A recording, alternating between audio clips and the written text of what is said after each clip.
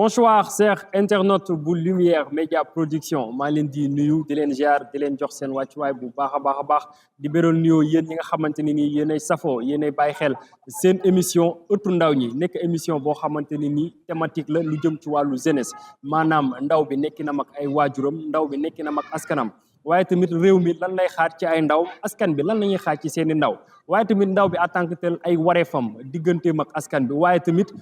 problème yi nga xamante ne moom lay jànkonteel ci biir liggéeyukaayam waaye tamit problème yi nga xamante ne moom lay jànkonteel ci biir société bi naka noonu nag tey ñu invité ay jeunes leaders ñoo xamante ne nii kenn du leen présenté kenn naka noonu ma bàyyi leen ñu nuyoo téléspectateurs yi maa Khalifa nekk journaliste international ma bàyyi la nga nuyoo téléspectateurs yi. allahumma amin sëñ Hamza journaliste international moom daanaka boo ko waxee rek dañuy wax lu ñu neex rek mais ñu ngi sant yàlla bu baax a baax quand même di la nuyu itam di kontaan bu baax a baax di bokk ak yow plateau comment dirais-je plateau bi nga dédié à la jeunesse mu plateau boo xamante ne bu am solo la di nuyu itam Souleymane mi nga xamante ne moom laa bokkal plateau bi di nuyu mbokki internet yi ak téléspectateur Lumière Média sëñ Hamza di espérer nag débat bi wala jotaay bi mu doon loo xamante ne day njëriñ bu baax a baax askan wi rawatina wala jeunesse bi nga xamante ne moom nga dédié li nga xamante ne mooy émission bi. Merci beaucoup ma Khalifa journaliste international journaliste lambda kon Souleymane ma bàyyi la nga nuyoog téléspectateur yi. Merci beaucoup ñu ngi leen di nuyu Khalifa mu ñu bokk plateau bi tamit di nuyu képp kuy seetaan seen télévision bi di nuyu waa Tëngéej di nuyu aussi tamit suñu mbokku jeunes yi nekk Sénégal gi yëpp waaw di ñaan jàmm Sénégal. Merci beaucoup Souleymane tey nag ñu nar a waxtaanee li nga xamante ni nii mooy CCJS muy conseil consultatif de la jeunesse du Sénégal naka noonu nag maa Khalifa ci yow laay tàmbalee comme que yow yaay journaliste lambda bon bu ko defee fi nga xamante ni moom lañ bëggoon tàmbalee mooy que ni gis nañ ne conseil consultatif bi nekk benn thème boo xamante ne ins bi mën naa ne ci année 2026 bi rawatina ci mois bi nekk nii mën naa ne mu nekk au top léegi nag bon avant ñuy démarrer bëggoon naa nga ñëwal ma ci historique bi maanaam lan mooy historique gu conseil consultatif de la jeunesse bi. jërëjëf sëñ Hamza je pense que avant de chercher une chose il faut s'attacher à la l'étudier loolu la gars yu bëri di wax daanaka te loolu moo am nag parce que bu ne conseil consultatif de la jeunesse jugul rek doon conseil consultatif de la jeunesse wala tamit jugul rek ñu ne dañuy créer conseil consultatif de la jeunesse donc y avait un besoin y avait un pressenti y avait loo xamante ne dafa doon lu important par rapport ak ñu war a instaurer li nga xamante ne moom mooy conseil consultatif de la jeunesse tey jii boo basé woo ci li nga xamante ne moom mooy comment dirais-je les données de l'ANSD agence nationale de la démographie et de la statistique bi nga xamante ne moom leen mujjee def en 2023 neen lu toll 75% de la population ils ont moins de 35 ans donc 75% de la population du Sénégal dañ doon loo xamante ne c'est des jeunes donc ce conseil doon conseil boo xamante ne lu am importante la par rapport ak loolu comme ni nga ko waxee rek la question moom mooy l'historique mooy conseil consultatif de la jeunesse c'est quelque chose boo xamante ne le président de la République Bassirou Diomaye Faye moom moo ko instauré par décret chargé itam le ministre des sports et de la jeunesse par rapport ak li nga xamante ne mooy installation donc dafa doon loo xamante ne jugul rek doon loolu te loolu nag am na lu ko njiitu y avait le conseil national de la jeunesse donc conseil national boobu noonu tamit nag ça date bien avant les indépendances au début c'était pour xeex ñi nga xamante ne moom mooy les droits des noirs mu dem ba changer dans les années 90 dem ba doon li nga xamante ne itam moom mooy comment dirais-je le conseil ñu adopté ko def ko ay statut juridique ñu dem ba 2016 nag la commencé am ampleur ñu dugal ci tous les associations yi nga xamante ne c'est dédié à la jeunesse dugal leen ci benn conseil national dugal leen itam dans les prises de décision maanaam bokk ñu impliqué wu de manière comment dirais-je de manière incitative laay wax quoi du doon loo xamante ne prise de décision yi ñoom ñoo koy jël mais ñoom dañuy mën a jox seen xalaat ci li nga xamante ne moom mooy doxalin réew mi donc conseil consultatif tàmbale bi avant les indépendances la non je dirais pas conseil consultatif mais conseil bi ñu dajee à la jeunesse avant l'indépendance la mu ñëw am ay ramifications dans les années 90 jur li nga xamante ne moom mooy conseil national de la jeunesse am ay statut juridique am benn consécration boo xamante ne adopté nañ ko mu doon ñëw nag en 2016 ñu élargir que ba dugg nañ sax ci école yi avec les amicales li nga xamante ne ni ñoo nekk ci dans les lycées et les collèges ak tamit li nga xamante ne tamit moom mooy les représentants des étudiants donc daal en grosso modo boo ko doon def historique de manière brève et de manière très sommaire nag et très laconique loolu la dans sa globalité en tout cas daal sëñ Hamza. merci beaucoup Ma Khalifa je pense que ñëw na ci historique li nga xamante ne mooy conseil consultatif bi nga xamante ni nii je pense que bu njëkk ba moo nekkoon conseil national je pense que moo ngi date je pense après avant indépendance voilà ñu dem ba defaraat ko ndax maanaam liñ si doon xaar à 100% gisuñu ko kon Souleymane ma bàyyi la nga ñëw kon yow tamit ci historique bi loolu ñu ci mën a dollil ci historique bi nga xamante ne nii mooy conseil consultatif de la jeunesse. waaw d'abord man moom damay ñëw si comme Ma Khalifa boo xoolee il a tout dit juste dama si motali tuuti rek maanaam boo gisee tey jii ñun tuddee ko conseil consultatif de la jeunesse avant amoon na conseil de la jeunesse mais conseil la boo xamante maanaam jeunesse bi si jëm boobu sax implication bi santuruñu ko si aussi tamit man je dirais pas que dafa fay mission mais desoon na implication des jeunes c'était des choses yoo xamante sax même dañ koy def derrière des jeunes derrière des dos des jeunes maanaam mën na ñëw aussi tamit des politiciens jël ko ñëw teg ko rek ne ok kii mooy représentant des jeunes au niveau du conseil mais conseil consultatif de la jeunesse avec le président Bassirou Diomaye Faye dafa ñëw di décret du numéro 2025 1962 du 5 décembre 2025 mu doon décret boo xam ne da koy uni pour jeunesse si mën a bokk si créer benn conseil consultatif boo xam ne jeunesse bi na si impliqué aussi tam si prise de décision yi aussi tam dinañ mën a ñëw formuler des décisions aussi tam mën a participer si doxalinu dëkk bi ni muy doxee aussi tam mën a joyanti aussi tam problème jeunesse bi donc pour man aussi tam mu doon une bonne chose boo xamante franchement le président initié na ko aussi tamit pour jeunesse yi gën a mën a gis seen bopp jeunesse yi gën a mën a am fu ñuy joyante seen i problématique parce que je dirais que Ma Khalifa a tout dit donc loolu laa si amoon lu ma si yokk. merci beaucoup Souleymane je pense que comme li nga wax rek Khalifa a tout dit mais mën nga ñëw gën ñoo xuusal ci maanaam but principal bi nga xamante ne moom la conseil consultatif de la jeunesse am. waaw conseil consultatif de la jeunesse bi d'abord c'est fexe maanaam impliquer jeunes yi si nu mu tudd prise de décision. si aussi tamit ñu bokk si maanaam joxe seen avis si politique publique yi. donc pour man loolu mooy bii aussi tamit fexe aussi tamit maanaam ba jeunes yi ñu mën leen maanaam ñu mën leen insérer côté ñu mën leen def insertion des jeunes aussi tamit côté formation aussi tamit et côté volet sportif aussi tamit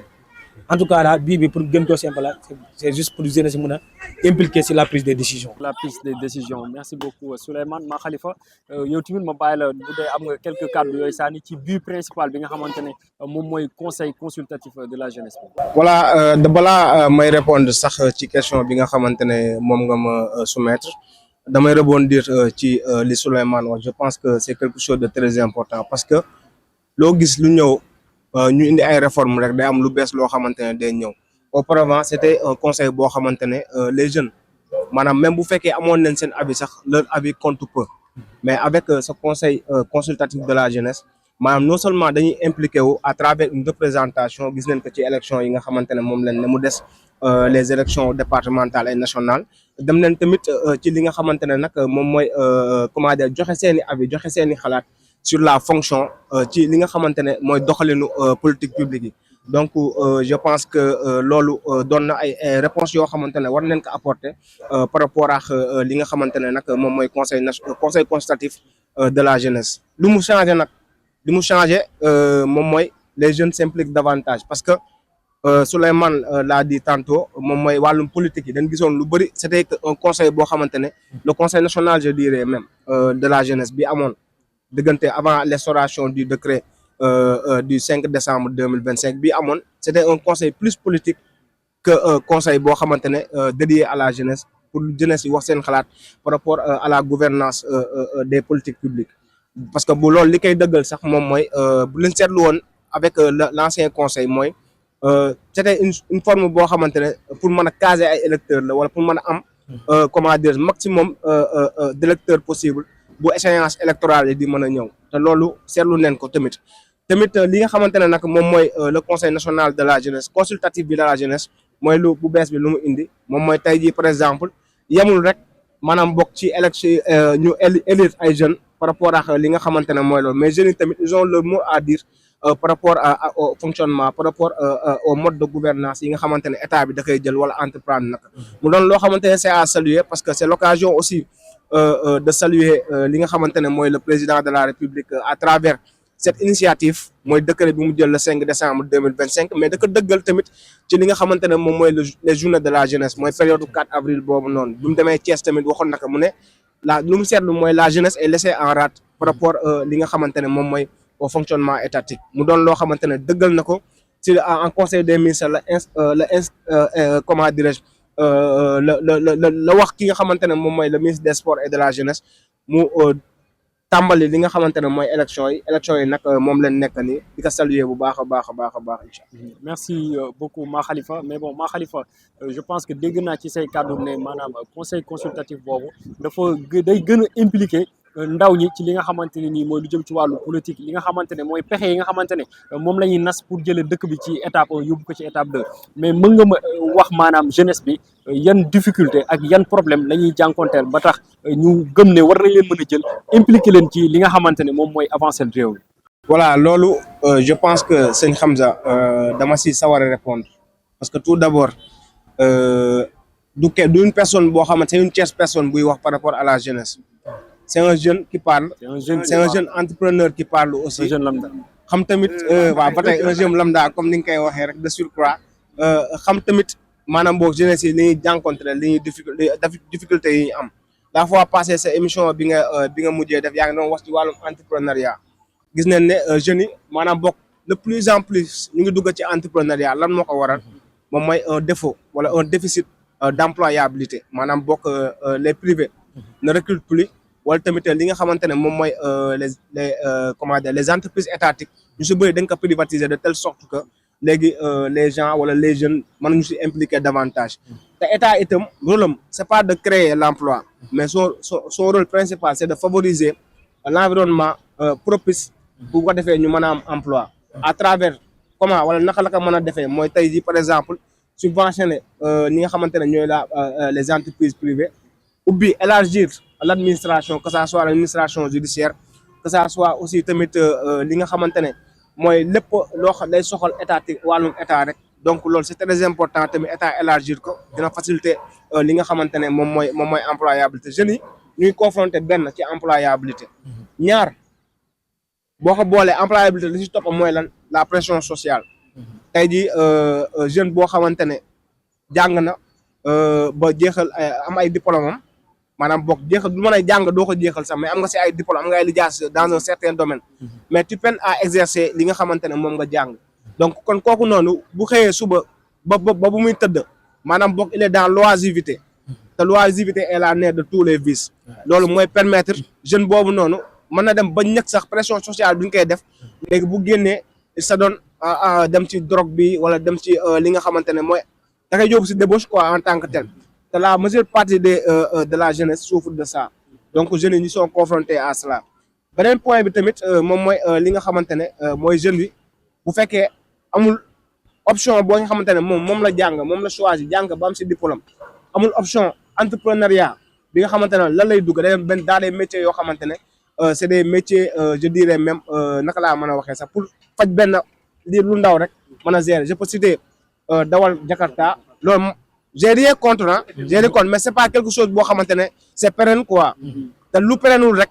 jàpp naa ne yow mënoo si am aisance de telle sorte que mën si construire quelque chose boo xamante ne day percutant te tamit day am solo en tout cas jeunes yi ñu ngi confronté si 3 mois yooyu noonu te tamit jàpp naa ne le conseil consultatif de la jeunesse ñoom au niveau local parce que man li ma gëm mooy la politique par le bas parce que bu ñuy wax le plus souvent li gën a développé réew moom mooy les initiatives communautaires mooy les initiatives locales xam naa Souleymane Mané témoin parce que mu ngi si benn association mu ngi ciy def ay jéego yu am solo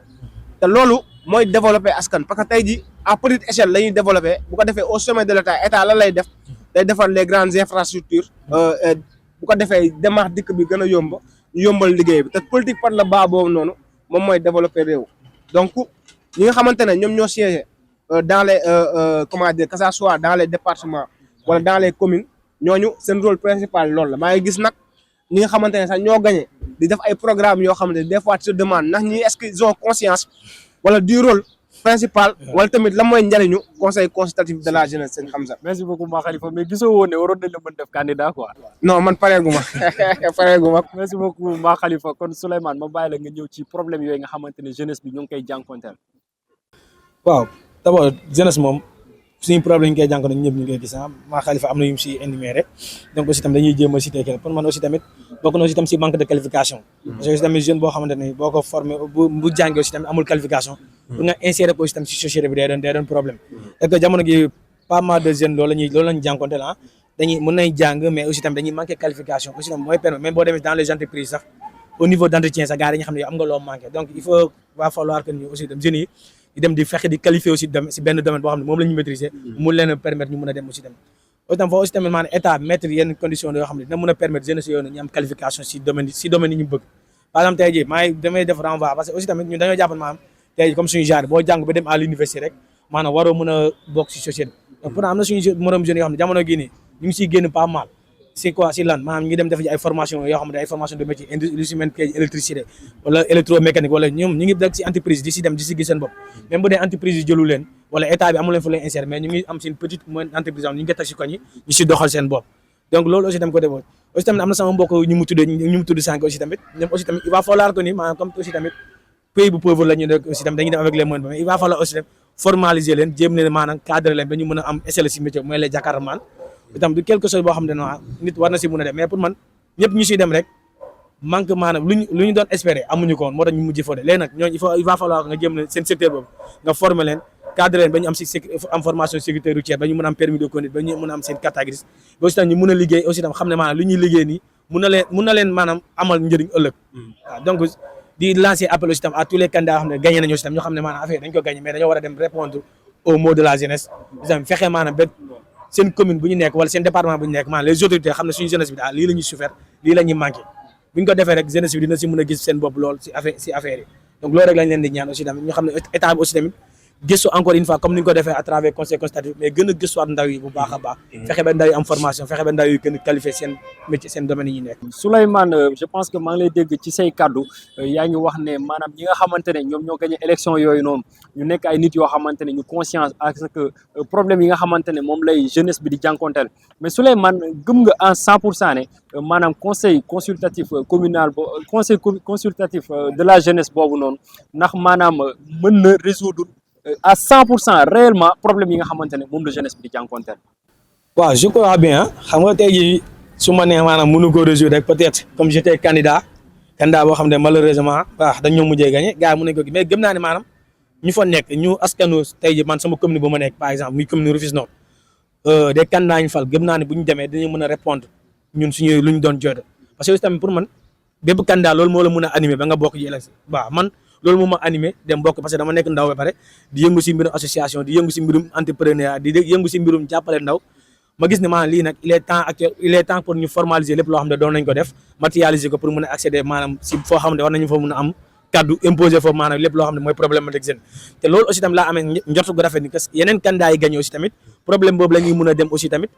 wax ko fu ñu ko war a joyante ko pour ñoom ñu mën a gëstu ndaw yi ñu jàppale te gëm naa ne incha allah bu ñu fayal émission bu ñu traayal jeunesse bi dañu fa taxawal taxawaay bu baax a baax. merci beaucoup Souleymane Ma Khalifa ma bàyyi la nga ñëw ci côté boobu ndax maanaam conseil consultatif bi mën na répondre réellement difficulté wala problème yi nga xamante ne moom la jeunesse bi di jànkonteel ci biir société bi wala ci seen bureau bu liggéeyukaay. voilà sëñ Hamza boo xoolee si ndorteelu émission yi maa ngi lay wax ne la avant de chercher une chose il faut s'attacher à la soutenir loolu la gars yi di wax balaa ngay maanaam bokk. daj dara wala balaa ngay xam dara wala ngay seet dara ngay jéem a xam loolu lan la ba pare te sànq tamit balaa ngay jox parole bi Souleymane maa ngi lay wax ne la ñu si bëri ñu ngi teg ay programme yoo xamante ne tu te poses la question ndax ñoom xam nañ seen rôle en tant que délégué wala en tant que représentant de la jeunesse ci benn gox donc il faudrait tout d'abord que ñi nga xamante ne ñoom leen élire si conseil yooyu noonu muy chaque commune 2 personnes yooyu noonu ku si nekk maanaam bokk approprier li nga xamante ne moom mooy le décret bi instauré les 18 articles 18 articles yooyu noonu nag maanaam bokk bu ne une loi wala bu ne un décret day am loo xamante ne moom cëslaay boo xamante ne moom lay àndal cëslaay googu noonu moo lay wax lépp ne la conseil consultatif de la jeunesse lii mooy rôle am lii la temps ñaata membre lay am membre yi lii ñoo koy demee nii lay demee établi comme ça comme ça comme ça léegi ñoom ban prérogative leen am wala ban comment dire domaine d'intervention leen am léegi yooyu noonu sur la base de tout ça là de tout cela yow si ngay basé wu maam élaborer un programme boo xamante ne c'est à la fois réaliste et à la fois boo xamante ne day inscrire dans le temps mais inscrire dans le temps nag mooy la durée du mandat. mais yow xalaatoo ne gars yi avant ñu doon dem élection yi waruñu woon indi fii nga defal leen formation. mais non c'est pas une question boo xamante ne ay formation la wala ay lisa ñoom xam naa ne ñoom approprié nañ ko la bokk. je parle de bonne foi quoi je parle de bonne foi maanaam boo xam naa ne moom la quasi-totalité wala ñu si ëpp moom si ñoom xam nañ ko mais des fois man damay gis ay affiches wala gis ay programmes yoo xamante ne après élection laa lay wax de. man je pose la question ndax ñoom bi ñuy def élaborer lii na xamoon neen li nga xamante ne moom mooy seen rôle en tant que tel peut-être nag avec les transformations technologiques l'intelligence artificielle moo ñuy mën a si yenn yi d'accord on peut comprendre quoi parce que boo xoolee la plupart des affiches wala la plupart yi nga xamante ne muy que ça soit le visuel que ça soit aussi textes yi nga xamante ne moom la ñuy def si programme yëpp c'est des affiches wala c'est des textes yoo xam ne générés par l'intelligence artificielle donc foofu noonu est-ce que intelligence artificielle dina répondre concrètement à ce que la jeunesse attend de nous tey jii par exemple su ma jëlee la commune de Rufisque Ouest parce que fa laa dëkk fa laa yeewoo foofu laay liggéey tey jii par exemple man su ma sañoon ñi nga xamante ne ñoom leen fa fal ku si nekk si ñoom maanaam boog approprié wu maanaam les mots de la jeunesse bi nga xamante ne maanaam yow xam nga ne lii le représentant de cette collectivité mën na ko solutionner si diir bu gàtt léegi si loolu ngay basé en faveur de cela nga élaborer un diagnostic tel bon porter le combat devant les élus locaux te jàpp naa ne foofu noonu laay du question boo xamante ne dama leen koy forcer wala dama leen koy jox lii dama leen koy suggérer rek ñu def li nga xamante ne mooy travail boobu noonu parce que loolu seen rôle tout d'abord seen rôle loolu la quoi bu ne conseil consultatif de la jeunesse seen programme day fonctionner en fonction li nga xamante ne moom la jeunesse bi soxlu ci gox boobu noonu ñu leen fal balaa ñuy dem au niveau national te jàpp naa ne ñoom incha allahu rabbi dinañ ci dem dinañ jàngat au fur et à mesure la pratique institutionnelle te tamit si loolu laa xam ne moom xam naa ne moom buñ ko defee tamit bu ko defee du ma ne jeunes yëpp mën nañ ci gis seen bopp parce que tey ji l'œuvre humaine n'est pas parfaite l'œuvre humaine mënu parfait l'œuvre humaine regorge plusieurs imperfections mais li ëpp solo mooy nga def sa kéemtalaay kàttan suñ borom sax bu lay sant dara daa laan defal sa kéemtalaay kàttan léegi nag man li may gën a déplorer seen Hamza te jàpp naa ne c'est quelque chose boo xamante ne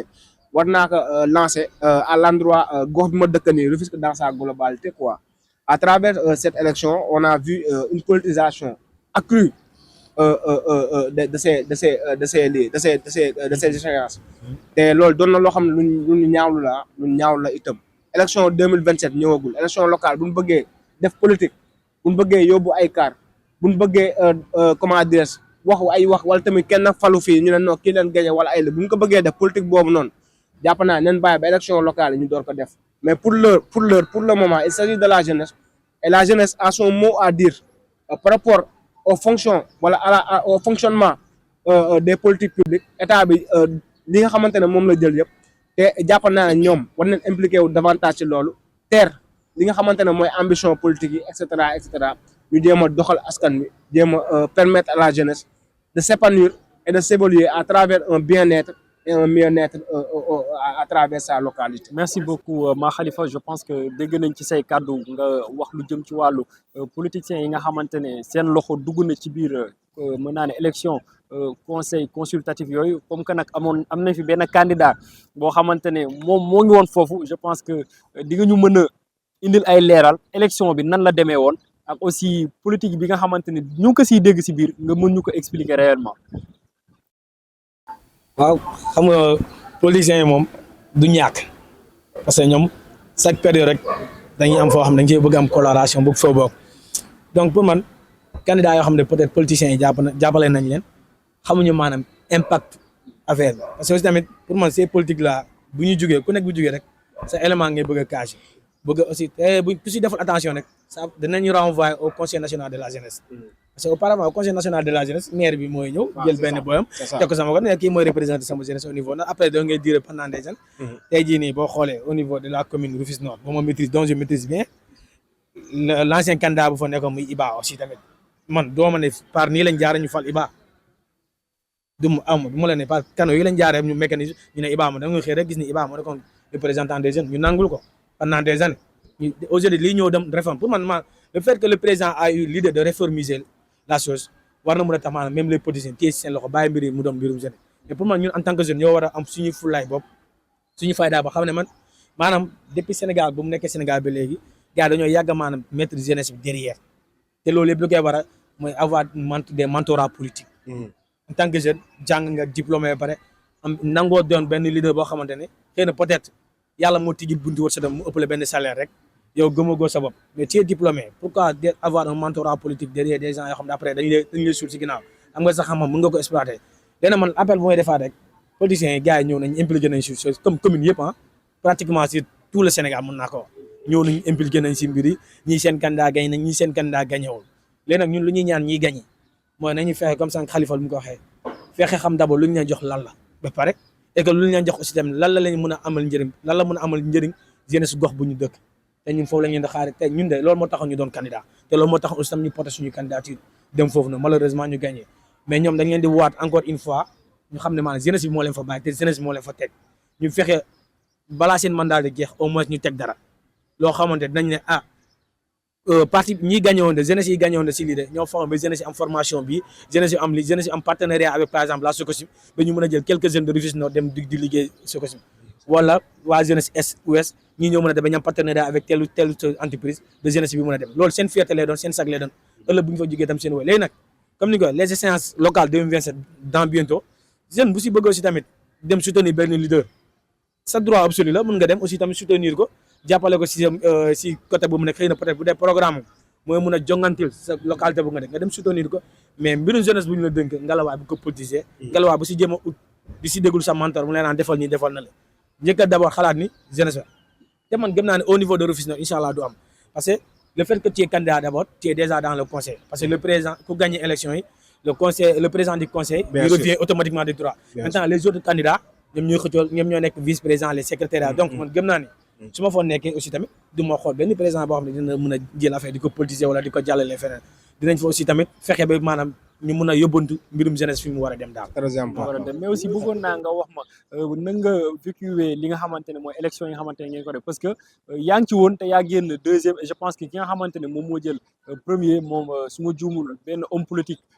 maanaam la doon liggéeyal maanaam na nga vécuwee élection yi quoi. waaw man élection comme ni ma ko waxee parce que man métti laa seen parce que man bu ma dugg si mbir mi dama xamoon lu tax ma fi dem si ba pare. moo tax après tournant bu mu am mun naa ne du ma bett wala betti noonu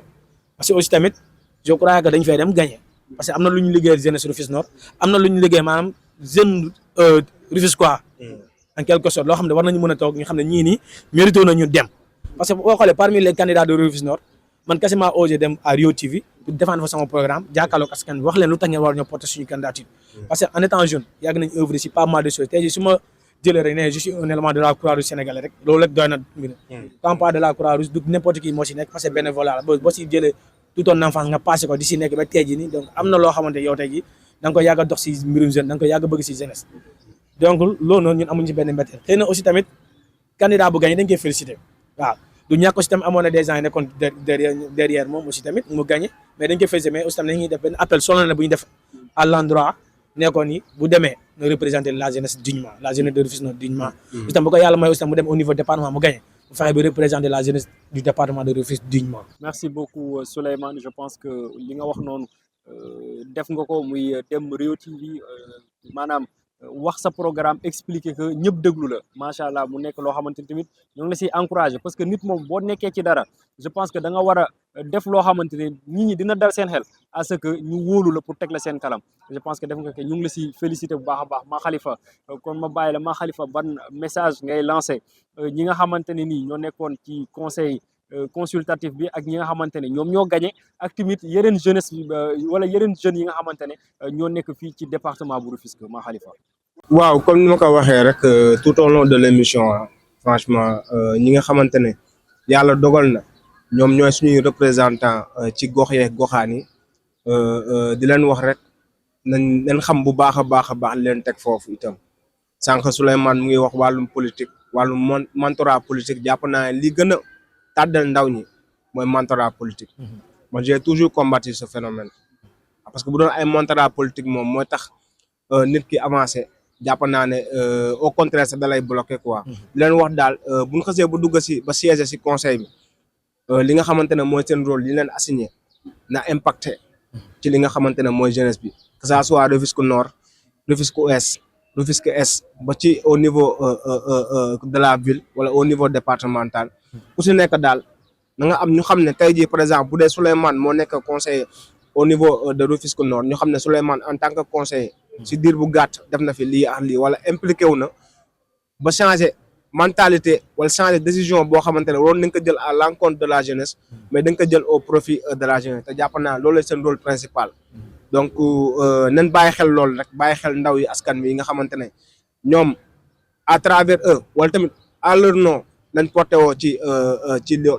comment dire ci conseil boobu noonu ñuy gën di bàyyi xel di ñaax lool di impacté bu baax a baax ci li nga xamante ne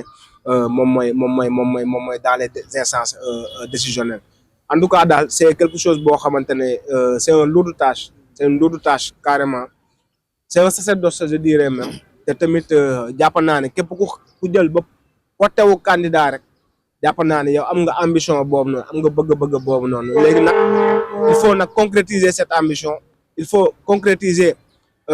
bëgg-bëgg boobu noonu nag bu ko defee askan bi wala la jeunesse mën a gis seen bopp ci ñi nga xamante ne ñoom leen porté au sein du conseil. waaw maa Khalifa kon ma bàyyi la nga tàggatoo waale rek parce que xam naa ne heure bi xaw na ñoo tënk. waaw c'est un plaisir ah franchement c'est un plaisir daanaka Hamza yow moom da nga bokk si man quoi daanaka. waaw on a eu la chance de collaborer si yeneen défi je peux citer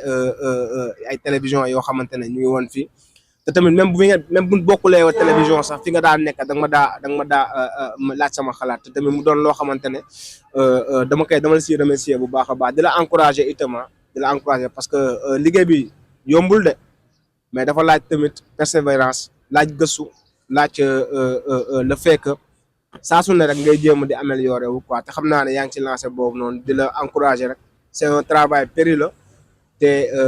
di la conseiller rek nga sax si rek incha allahu rabbi lépp dina baax incha allahu di gërëm Souleymane daanaka boo xoolee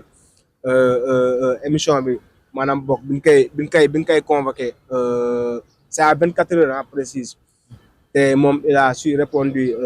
par l'affirmation di ko remercier bu baax a baax di la remercier technicien LM Prod bu baax a baax sëñ Hamza. merci beaucoup maa Khalifa kooku mooy journaliste lambda bi nee naa leen kooku mooy l'international nekk koo xamante ne je pense que moom tax na wéetuma benn yoon parce que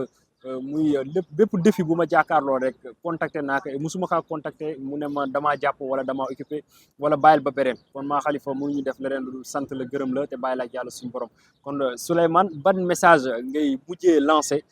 avant ngay tàggatoo. Hamza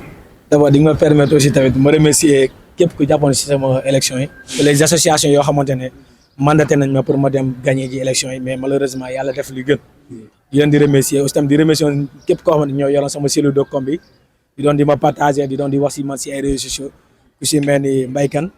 ak Momo maa ngi di remercier franchement di leen ne kontaan naa bu baax a baax et que yeneen défi ñu ngi xaar parce que ñoom xam nañu aussi tamit suñu bëgg-bëgg ci jeunesse Rufisquois suñu bëgg-bëgg ci jeunesse Rufisque Nord bu ñu dëkk aussi tamit suñu bëgg-bëgg ci jeunesse Sénégal xam nañu aussi tamit suñuy ambition donc ñu ngi naan jeexagul lii xëy na peut-être lenn la lu fi jaaroon loo xamante ne daf ñoo gën a tax waa Tëngéej gën ñoo xam ñun ñooy kan di remercier aussi tamit Fallou kenn koo xam ne aussi tamit doon na jàpp sama di remercier aussi tamit comme lu ma ko yàgg di wax la Lion de Rufisque mi madame Do aussi tamit jàppoon na bu baax a baax mettons en rapport avec pas mal d'associations pour ñoo soutenir sama candidat pour ñu mën a gagner parce que aussi tamit xam nañ on est des jeunes dynamiques yoo xam ne bu ñu àggee fale waroon nañ mën a porter la voix des jeunes mais malheureusement yàlla def di leen ñaanal lépp lu ñuy mbébét lépp lu ñu bëgg ci jeunesse Rufisque quoi yàlla may leen ko teg leen ci Hamza yow di la remercier di la féliciter aussi tamit ci occasion bu ñu may aujourd'hui tam ñu ñëw gën a waxtaan aussi tamit di remercier aussi tamit Khalifa waaw ñun on est toujours disponible ñu si mel ni yéen parce que tamit da ngeen fi nekkal jeunesse bi aussi tamit da ngeen fi nekkal pour éclaircir beaucoup de choses donc bu ngeen ñu woowee bu ñu ko temps bi permettre incha allah dinañu ak fu mu munti doon aussi tamit benn dernier appel bu may def rek mooy d'abord à l'encontre de la population rufisquoise ñu xam ne maam Tëngéej ñun ñoo ko mën a defar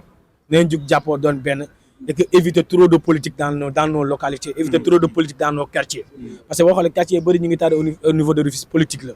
quartier boo dem y a pas mal de politiciens yi fii impliqués mais après une fois que ñu am gain de cause dañuy dem seen yoon. Donc il faut aussi tamit ñu def ay choix judicieux ñu xam fa la ñuy teg suñu bopp ak yan genre leader la ñu mën a permettre ñëw parce que gars yi dañuy xëy rek doon am fii benn xaalis benn bailleur ñëw rek ñu ne ok bëgg naa gérer sa localité mais après du ñu am programme du ñu am ay partenariat bu ñu gérer après sa commune day revenir au même pied donc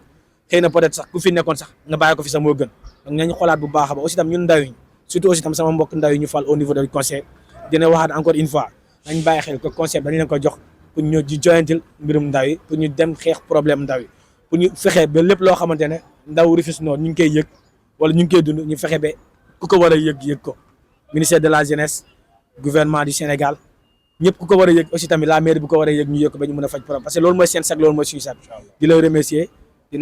naan encore une fois merci beaucoup. merci beaucoup Souleymane yow tamit ñoo ngi lay remercier parce que mënoon nga ñu bañal mais je pense que comme ni ko maa Khalifa waxee mën naa ne environ 24 heures la mais teewul dagg nga sa yite yëpp ak fi nga jógee ni mu sore ñëw rejoindre ñu kon mënuñu def leneen lu dul di la sant di la gërëm loolu si tamit noonu laay profité di sant di gërëm ñi nga xamante ne nii ñoo nekkoon ci ginnaaw caméra yi ñoom Moussa maa ngi leen di ziar ñoom Momar ñoom ñi nga xamante ne ñoom la ñuy wax les hommes de l'ombre di tamit gërëm yéen ñi nga xamante ne boobu ba léegi yéen ay safoo émission bii di ëttu ndaw ñi naka noonu nag kon ñu ngi si suñu jeexitalu émission tey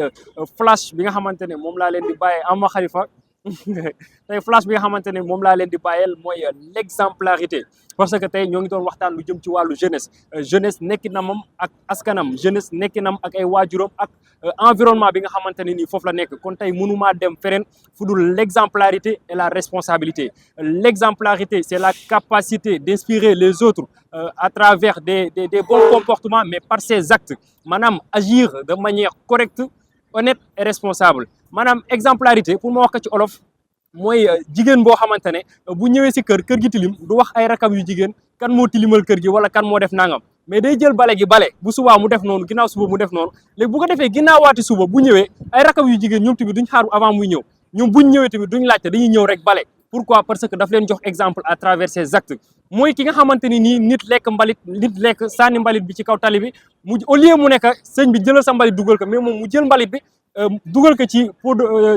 ci poubelle bi defaat ko benn yoon def ko ñetti yoon ba nit ki bu lekkatee au lieu muy sànni bu xelam demee ci jëf jooju rek day jël mbalit bi dem dugal ko ci poubelle bi kon loolu mooy maanaam à travers ses actes agir de manière correcte honnête et responsable fi mu mujjee nag mooy la responsabilité c'est la capacité d'assumer ses devoirs mais nag les conséquences de ses actes loolu nag moo gën a métti assumer ses devoirs c'est facile mais les conséquences de ses actes c'est plus difficile su ma développé waatee xam naa temps bi day gën a bari maa ngi leen di jox dig daje ba mardi bi di ñëw fii ci LM Prod incha allah merci beaucoup les gars